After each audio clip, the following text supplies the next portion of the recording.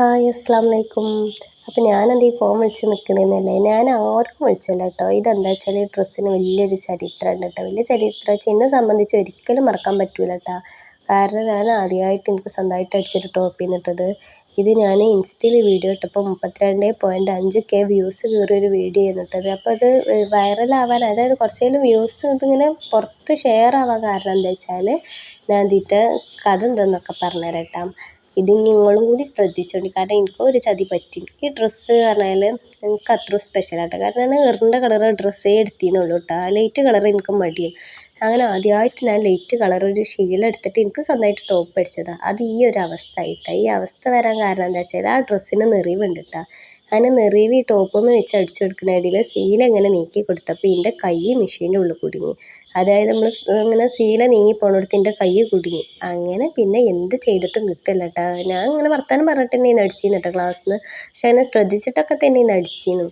ഈ സൂചിൻ്റെ നഖത്തുമ്മ കുത്തി കയറി പൊട്ടിയ കണ്ട് സൗണ്ട് കേട്ടിട്ടാട്ടോ കൂടെ ഉള്ളവർ അറിഞ്ഞിരിക്കുന്നത്. പിന്നെ എന്ത് ചെയ്തിട്ട് മെഷീൻമെന്ന് സൂചി എടുക്കാൻ പറ്റില്ല കേട്ടോ. പിന്നെ അടുത്ത് ഒരു സാറുണ്ടായിരുന്നു, അത് വന്നിട്ട് എൻ്റെ കണ്ണ് പൊത്തി പിടിച്ചിട്ട് എന്തൊക്കെയോ മെഷീൻമ ചെയ്തിട്ട് എന്തായാലും കയ്യേ ഇതിൻ്റെ ഉള്ളിൽ നിന്ന് എടുത്ത് മെഷീൻമ തൊടുമ്പോഴൊക്കെ ഞാൻ വിളിച്ചിരുന്നു. കാരണം അത്രക്കും വേദന ചെയ്യുന്നിട്ടാ. സൂചി ഇങ്ങോട്ട് കുത്തി കയറിക്കല്ലേ. പിന്നെ എൻ്റെ ആ മുതിരത്തിൻ്റെ അടിയിൽ കാണുന്ന കുത്തു ഇതൊക്കെ എന്താ വെച്ചാൽ 3-4 സൂചി കുത്തി കയറ്റിയിട്ടാട്ടാ എൻ്റെ കൈ തെരിപ്പിച്ചിരിക്കുന്നത്. കാരണം എനിക്കത് തരിച്ച് വന്നില്ല. എന്തായാലും സൂചി എടുത്തപ്പോൾ ഡോക്ടർമാരെന്നെ അന്തം വിട്ടിട്ടാ. കാരണം എന്താ വെച്ചാൽ സൂചി ഇങ്ങോട്ട് വളഞ്ഞിക്കണ്, നഖത്തിനുള്ളിൽ കൂടെ കുത്തി കയറിയിട്ട് പൊട്ടിക്കണം. അതായത് നമ്മൾ സിനിമയിലൊക്കെ കാണുമല്ലോ, ഈ കത്തിയേറ്റ് കുത്തി കയറ്റണം, എന്നാൽ മാതിരി സൂചി കുത്തി കയറിയിട്ട് ഇവിടെ പുറത്തേക്ക് വന്നിട്ട് ആ സൂചിമ്പോൾ നൂലുണ്ട്. അതാണ് വിറ്റ്. ഈ നൂലുമ്പോൾ തൊടുമ്പോഴൊക്കെ എനിക്ക് വേദന കേട്ടോ. അങ്ങനെ ഇങ്ങോട്ട് ഇടങ്ങറായി കേട്ടോ. അങ്ങനെ അടിച്ച ഡ്രസ്സാട്ടോ ഇത്. അപ്പോൾ എന്തായാലും എനിക്കോ ഒരു ചതി പറ്റി. ഇനി എന്തായാലും മെഷീൻമേൽ ഇരിക്കണവരൊക്കെ ശ്രദ്ധിക്കട്ടെ. അതിൻ്റെ ശേഷം എനിക്ക് മെഷീൻമേൽ ഇരിക്കുമ്പോൾ പേടിയാട്ടോ. ഇങ്ങനെ ഈ ശീല നീക്കുമ്പോൾ എനിക്ക് ഭയങ്കര പേടിയാണ്. കൈ അതിൻ്റെ ഉള്ളിലേക്ക് പറയുമ്പോൾ എൻ്റെ കൈ ഞാൻ ആ ടൈമിലൊക്കെ വിട്ട് വെച്ചിട്ട് തന്നെ ചെയ്യുന്നു. പക്ഷെ എന്താ സംഭവിച്ചെന്ന് പടച്ചോൻക്കറിയാം. നമ്മളെ ഓരോ കഷ്ടകാലം എന്ന് തന്നെ പറയാമല്ലോ. ഇങ്ങനെ ഇപ്പം ഞാനിങ്ങനെ ഈ അടിച്ചുമ്പോൾ 2 കൈയായിട്ടും നീക്കണില്ല. ഇതേമാതിരി നീക്കുന്ന ഇടയിലാട്ടെ എൻ്റെ വിരൽ മെഷീൻ്റെ ഉള്ളിൽ കുടുങ്ങിയത്. എന്താ സംഭവിച്ചതെന്ന് അറിയില്ല കേട്ടോ. അതും നടുവത്തെ വിരൽ ചെയ്യുന്നിട്ടാ.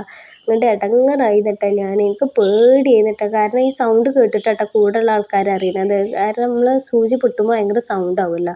അപ്പോൾ അതിൻ്റെ നഖത്തുമ്മ കൂടെ കയറിയിട്ട് ഉള്ളിലേക്ക് തുളഞ്ഞിട്ട് സൂചി പൊട്ടിയിരിക്കണം. എന്നിട്ട് ആ പൊട്ടിയ സൂചി കൊയിനാടി പോയിട്ടൊന്നുമില്ല, നൂലുമ്പോൾ ഇങ്ങനെ തൂങ്ങി നിൽക്കിയതാട്ടാ. പക്ഷെ നൂല് തൊടുമ്പോൾ എനിക്ക് ഭയങ്കര വേദനയാണ്. എന്തായാലും അവിടെ ഉള്ളവർക്കൊന്നും, കൂടെ പഠിച്ചവർക്കൊന്നും എടുക്കാൻ പറ്റിയില്ല കേട്ടോ. ലാസ്റ്റ് ഒരു സാറ് വന്നിട്ട് എന്തൊക്കെയും മെഷീനിൽ തിരിച്ചിട്ട് ഇതാക്കിയിട്ടൊക്കെ എടുത്ത്.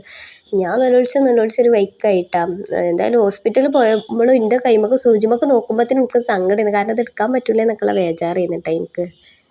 പിന്നെ എൻ്റെ ഈ ഇരുത്തും ചുരിയുന്നുള്ള കാര്യത്തിൽ എടുക്കണ്ട കേട്ടോ. അതൊക്കെ 2 ആഴ്ച കഴിഞ്ഞതിന് ശേഷം മുറിയൊക്കെ ഉണങ്ങിയതിന് ശേഷം എടുത്തേന്നു കേട്ടോ. പിന്നെ നമ്മൾ എന്തൊരു പ്രവൃത്തി ചെയ്യുമ്പോഴോ അതിൽ എന്തെങ്കിലും ഒരു തെറ്റ് വരുമ്പോഴാവില്ല പിന്നെ നമ്മൾ ശ്രദ്ധിക്കുള്ളൂ. എന്നാൽ മധുരമായിട്ടപ്പോൾ എനിക്കും എന്തായാലും ഈ ഡ്രസ്സിനെ ഒരിക്കലും മറക്കില്ല കേട്ടോ. അത്രക്കും ഇഷ്ടപ്പെട്ടൊരു ഡ്രസ്സ് കേട്ടത്. അപ്പോൾ എല്ലാവരും ശ്രദ്ധിക്കട്ടെ. അപ്പോൾ ഇന്നത്തെ വീഡിയോ ഇത്രയുള്ളൂ.